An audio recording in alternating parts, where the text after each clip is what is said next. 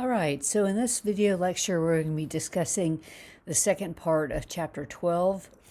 In this lecture, in our continued discussion of Chapter 12, which is on aggression, I will first discuss the case of sexual assault, which is a major problem today in the world.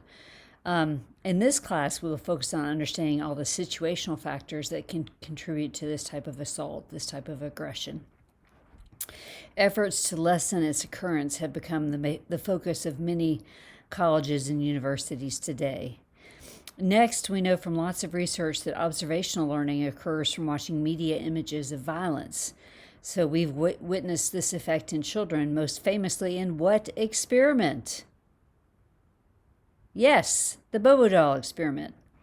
So we will talk about how social psychologists study the effects of media violence in this lecture next. And then we will also talk about some practical applications from the research that we have reviewed in this chapter on aggression.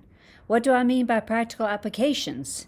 Well, I mean that we will identify ways that aggression can be diminished. The research has been able to show us ways to diminish aggression, and so we'll talk about that. All right? So again, just to reiterate what we're doing here, what we're talking about, learning about in this part 2 of Chapter 12, we're going to talk about situational factors of sexual assault. We're going to explain how observing violence increases violence according to research in social psychology, and we're going to identify ways that aggression can be diminished, or talk about ways that research has identified as ways that we can diminish aggression.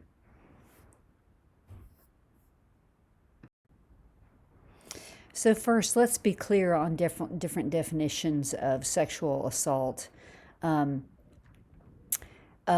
Sexual assault is a broader term that includes any non-consensual sexual touch.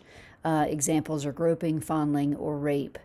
Lack of consent is the key criterion for sexual assault. Rape is non-consensual penetration of any bodily orifice with any part of the body or with any object.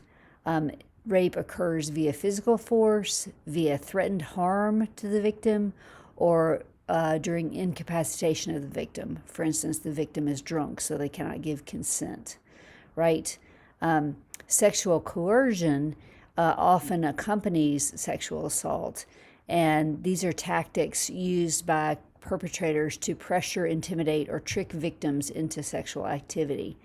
So an example of coercion would be begging or pleading for sex repeatedly despite the victim's protests, or telling the victim that she owes sex to the perpetrator.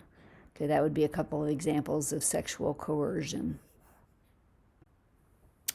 Okay, so let's talk about motivations for rape. Let's talk about some personality factors as well as some social factors that come into play in terms of motivations for rape.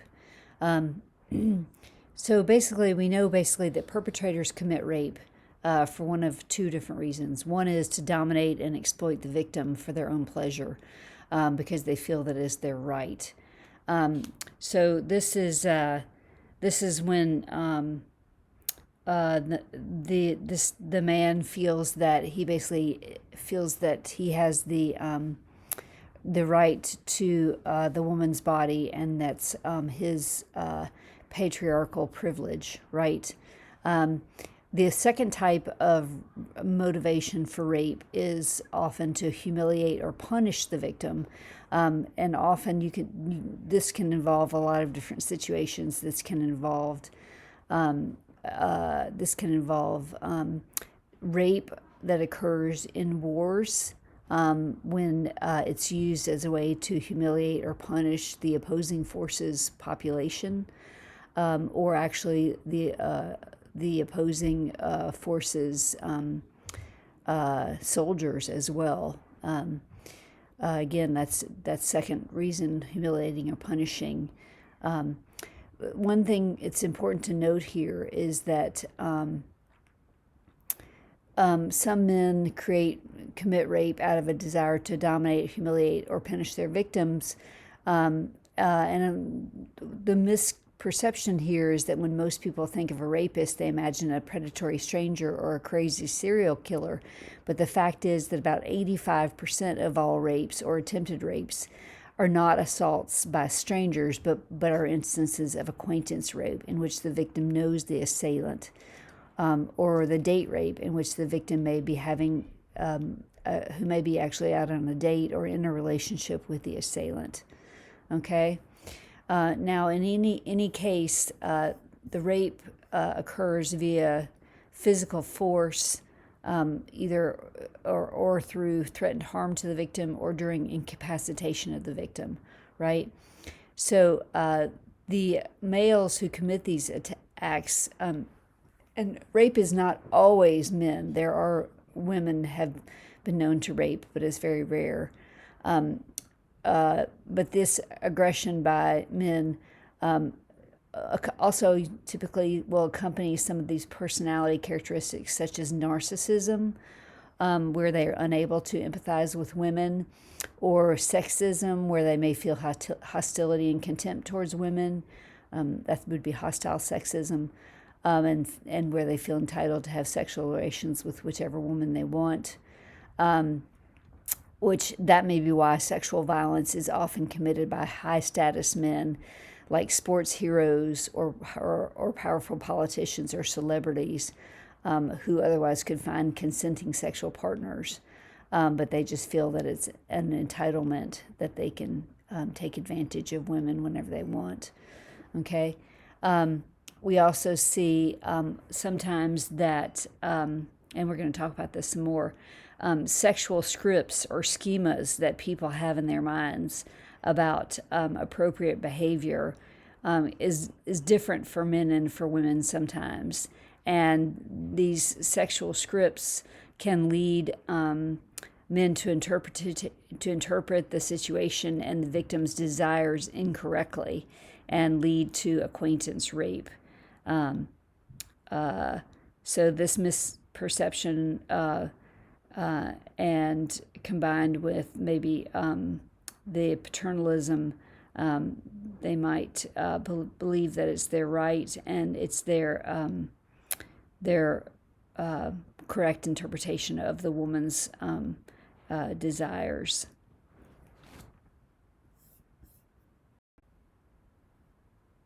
Another factor that comes into play with sexual assault and acquaintance rape is often sexual scripts. And these are the different learned scripts that men and women acquire as they're growing up. These are schemas. These schemas are about how sexual encounters play out between potential partners. So one script is that the female's role is to resist the male's sexual advances, and the man's role is to persuade the woman to have sex by being persistent. So these schemas can cause a lot of misperceptions, and you can see evidence of this in surveys of high school students. Half of high school students surveyed said that when a woman says no, she doesn't really mean no. So sometimes it's not hard to see how misperceptions due to these sexual scripts combined with either sexism or narcissism on the perpetrator's part could lead to sexual assault or to date rape.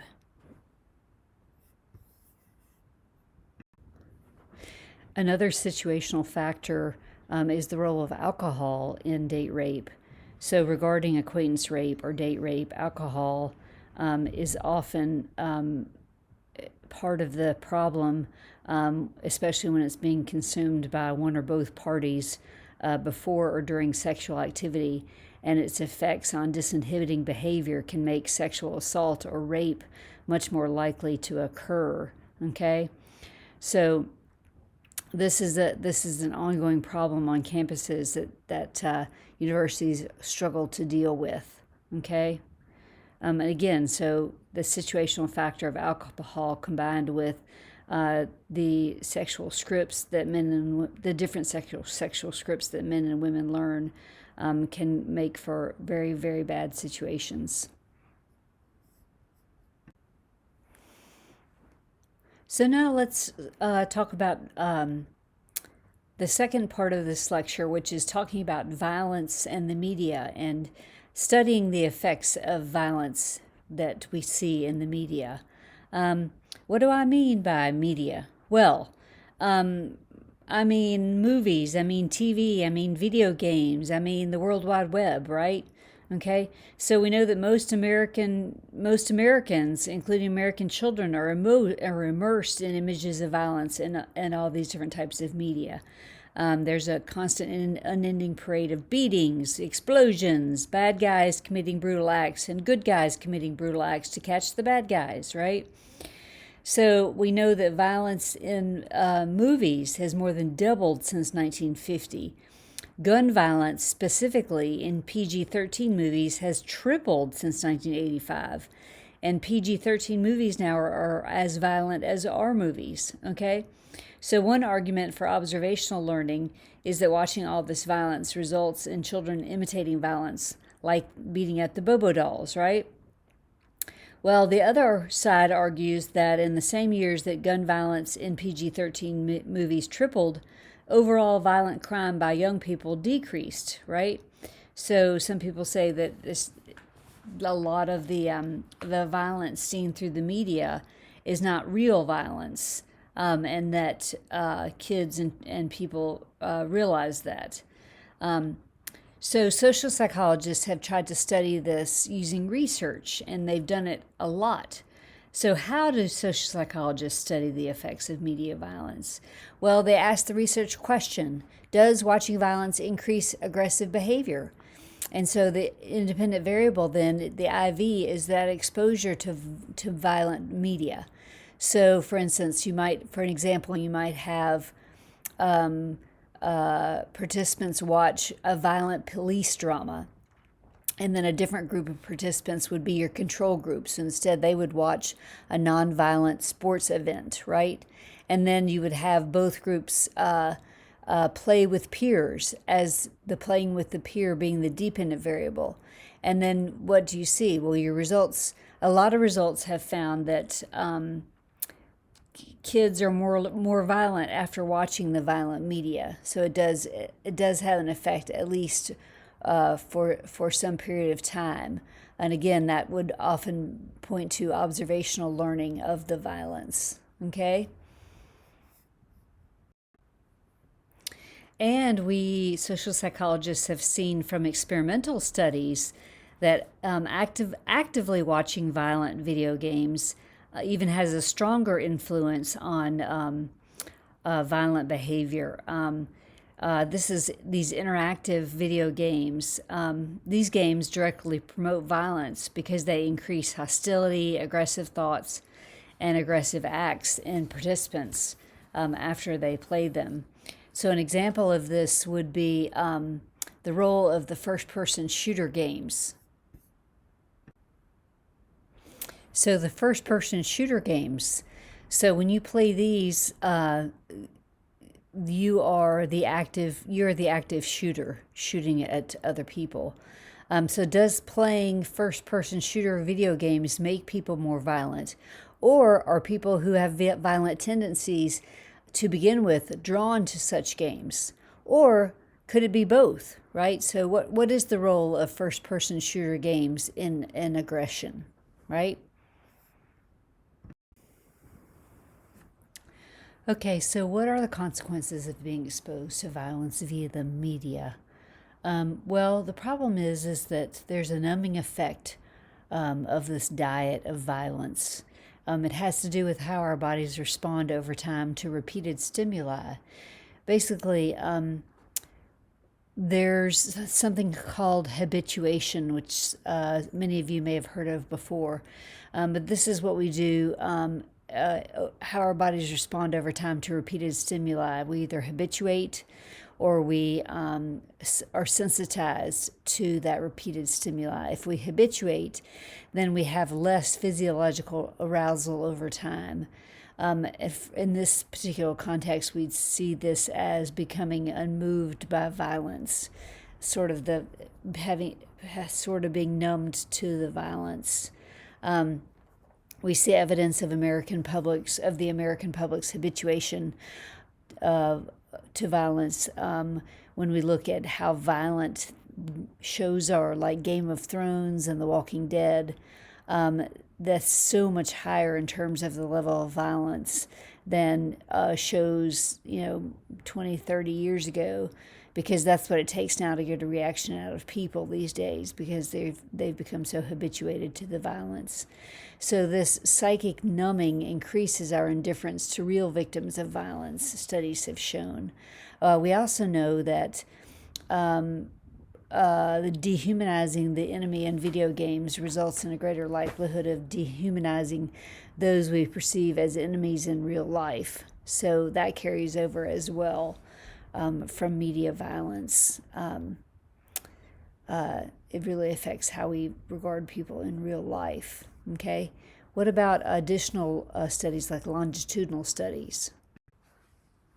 So if we look at longitudinal studies, okay, we see that there is some significant findings longitudinally. One study, both these studies have to do with watching TV violence in childhood, and it does appear to be associated with more violent behavior in adolescence and adulthood.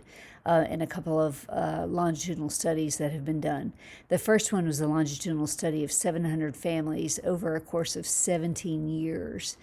And those that watched television in adolescence, it predicted their violence against others in adulthood. This was a correlation between the amount of time spent watching television during adolescence and the likelihood of later committing violent acts against others, including assault. And this association was found significant regardless of parental education, family income, or extent of neighborhood violence. Another more recent study with elementary school children, there were 430 elementary school children followed in the third, fourth, or fifth grade, and they were followed over the course of a school year. 3 types of aggression were measured: verbal, relational, and physical, and they looked at the children's exposure to violence in television, movies, and video games.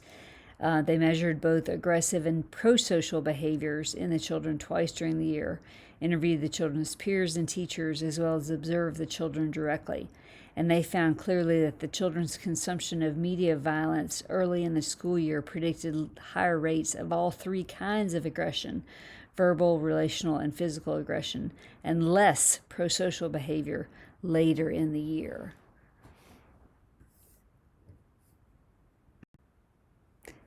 So the problem with a lot of these studies, even though is the problem of determining cause and effect. So we have these longitudinal studies that have shown that exposure to violence in media or video games has a strong relationship to aggressive behavior, but the strongest relationship is shown in children who are already predisposed to violence. So it may mean that watching media violence merely serves to give these children permission to express their aggressive inclinations, okay? So this direction of causality, there's different possible relations here. Maybe aggressive people prefer violent television, maybe watching violent television makes people aggressive, or there's a third variable that's causing both of these things. And that would be that watching that media violence gives permission to express aggressive inclinations, right? So experiments and longitudinal research, more is needed, but viewing violence has the strongest effects on those already inclined to violence. So we think it does give permission to express negative inclinations. Okay. So how do we decrease aggression? So how do we decrease aggression? If punishment takes the form of an aggressive act, then the punishers are actually modeling aggressive behavior for the person whose aggressive behavior they're trying to stamp out. So that might induce that person to imitate their actions, right? So that's sort of telling us maybe that using aggressive effects for punishment is maybe not a great idea. And in fact, several experiments have demonstrated that the threat of relatively severe punishment does not make committing a transgression less appealing to a preschooler. Okay? Although we do know, right, from our social psychology research that on the other hand, the threat of mild punishment of a degree just powerful enough to get the child to stop the undesired activity temporarily leads the child to try to justify his or her restraint, and as a result can make the behavior less appealing and have a long-term effect of having the child not do the behavior. Okay? And we know that from other research in social psychology. So many tired, exasperated parents punish their children's misbehavior by shouting at them or hitting them or grabbing them. But this is modeling bad behavior, right? This kind of punishment usually backfires. It makes the child angry and resentful and doesn't necessarily stop the misbehavior. On the contrary, it teaches the children what to do when they are tired and exasperated. Hit someone, right? So this is problematic. That is, harsh punishment, using it with children, may backfire. It doesn't model appropriate behaviors. And this is for several reasons. People may shout things they don't mean, or out of frustration use severe methods to try and control the behavior of their children. The target of all this is then likely, the child who's the target is then likely to respond with anxiety or anger rather than with the reaction of, thanks, I better correct that aggressive habit you don't like.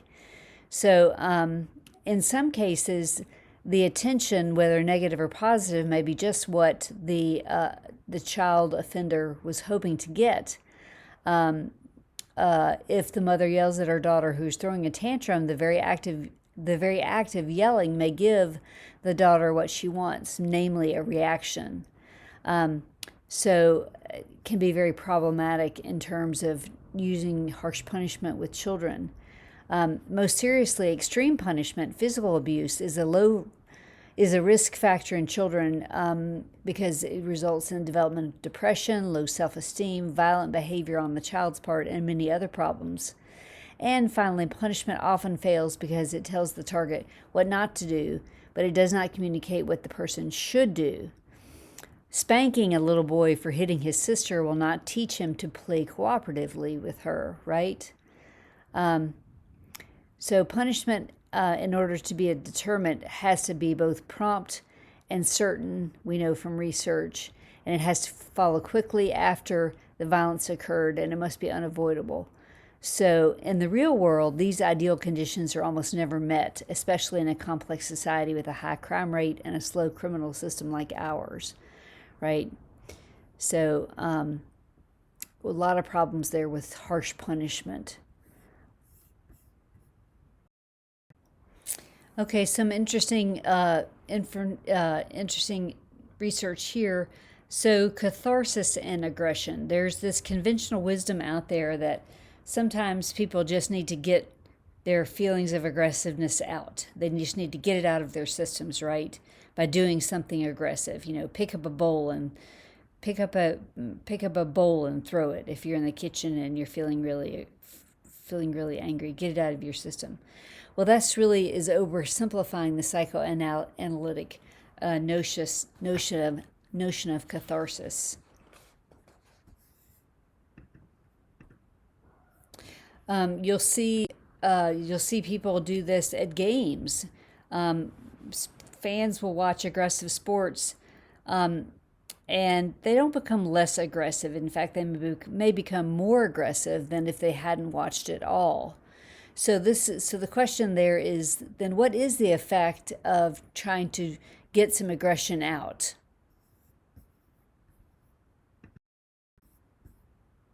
Well, the effects of aggressive acts on subsequent aggression have been studied by social psychologists, right? So Arthur Patterson measured the hostility of high school football players, rating them both 1 week before and 1 week after the football season. If it were true that the intense competitiveness and aggressive behavior that are part of playing football reduced the tension caused by pent-up aggression, the players would be expected to exhibit a decline in hostility over the course of the season. Instead, the results showed that feelings of hostility increased significantly, right? So does aggressive behavior reduce the need for further aggression? Generally, the answer is no. The reverse tends to be true. Competitive games increase aggression.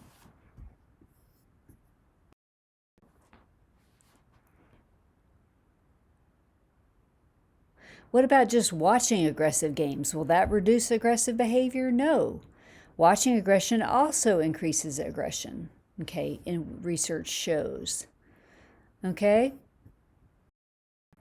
Another research question that has been asked, does direct aggression against the source of your anger reduce further aggression? Again, the answer is no. Okay, and let's talk about why that is. Okay, so research has shown actually that aggressing the first time can reduce your inhibitions about committing other such actions or aggressing a second time. Okay, and why does this happen? Well, imagine you're a participant in a study where the participants have inflicted psychological or physical harm on an innocent person, right? Well, what's going to happen? You're going to experience cognitive dissonance because I hurt Sam. That cognition is going to be dissonant with the cognition I am a decent, kind person, right? So a good way to reduce that dissonance is to convince yourself that Sam is a bad person that deserves to be hurt, right? So participants who inflicted harm on an innocent person then derogated their victims. They reduced their cognitive dissonance by blaming the victim, right? And they convinced themselves that the victim got what they deserved, right? Which in turn makes it easier to do further harm to the victim in the future, right?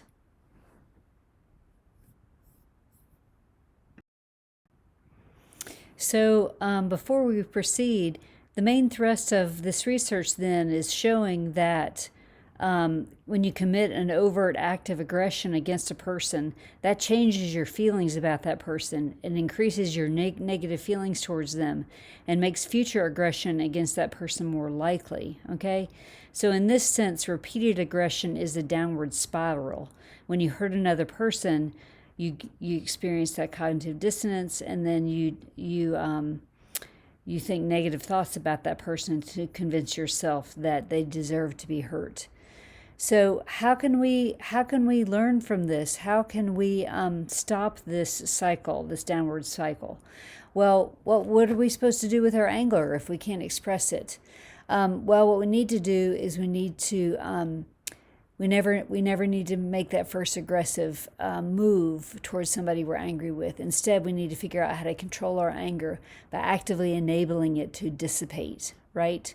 So we can use simple devices to do that. We can count to 10. We can take deep breaths. Taking deep breaths or engaging in a distracting activity like working a crossword puzzle, listening to soothing music, taking a bike ride, doing a good deed. For me, it would be heading out the front door for a quick walk up and down the street. Those are all good ways of actively enabling the anger to fade away, okay?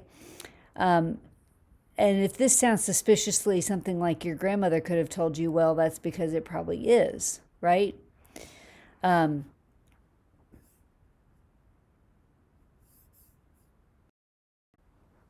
So let's talk about what we mean by venting versus self-awareness, okay?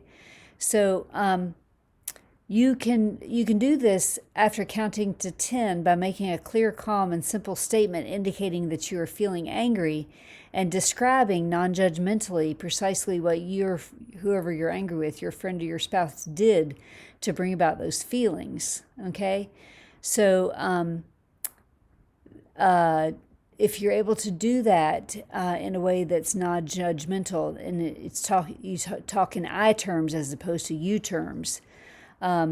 Such a statement will probably help relieve the tension and make the angered person feel better, which is, in this case, we were talking about make yourself feel better.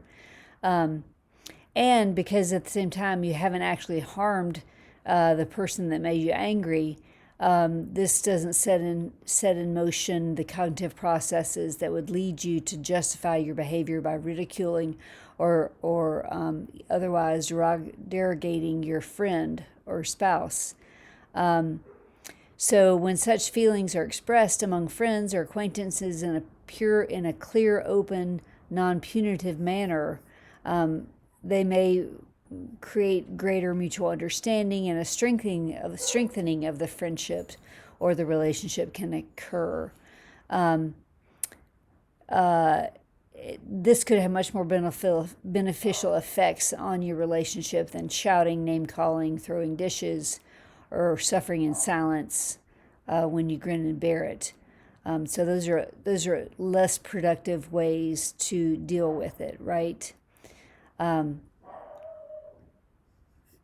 So again, in order to resolve conflict,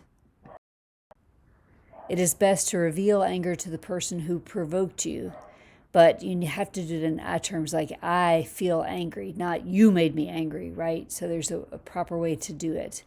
And sometimes if you're afraid that you can't do it in person without getting into a big fight with the person, you might need to do it in writing. Sometimes it's helpful to write down your feelings in a journal. That puts things in perspective. It's also important to remember that feeling angry is part of being human. So the problem is not the anger itself, but the way that it gets expressed to the person whose actions made you feel angry. So often those who lack this ability to communicate or feel like they can't communicate how they feel often will react aggressively. Okay, so many elementary and secondary schools now train students to use non-aggressive strategies to resolve conflict, and this type of formal training can actually reduce aggression. Okay, and so what are some ways that we can get apologies right? Well, for instance, we can get apologies right by being genuinely sorry, providing reassurances that it won't happen again, but also avoid explaining behavior at the moment of apology. Just apologize and let it be there, and come back later to explain it. Just let it go at that moment, okay? Other ways that we can deal with aggression, our own aggression, we can counter our dehumanization by building empathy. So we can take the perspective of the aggressor, and that reduces the aggression. We can build empathy among people, where thereby when you have empathy for someone, it's much harder to act aggressively against them, because it's much harder to aggress when you feel a personal connection with a person.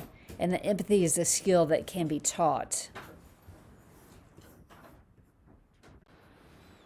And studies have shown that children who are taught to put themselves in others' shoes, that is, who are taught empathy, often have higher self-esteem, they're more generous, and they're less aggressive than children who lack skills of empathy. So empathy is a very, very important trait to develop to counteract aggressive behavior. So all of these things are able to disrupt the rejection rage cycle. So social rejection is a significant risk factor for teenage suicide, despair, and in addition to violence. So We see this rejection rage cycle in the fact that teenagers who have committed murders were bullied and rejected by peers. So by building awareness, by doing empathy training and creating bullying reduction programs in schools, which can also help reduce bullying. Then we can disrupt this whole rejection rage cycle that we're seeing with adolescents with criminal behaviors.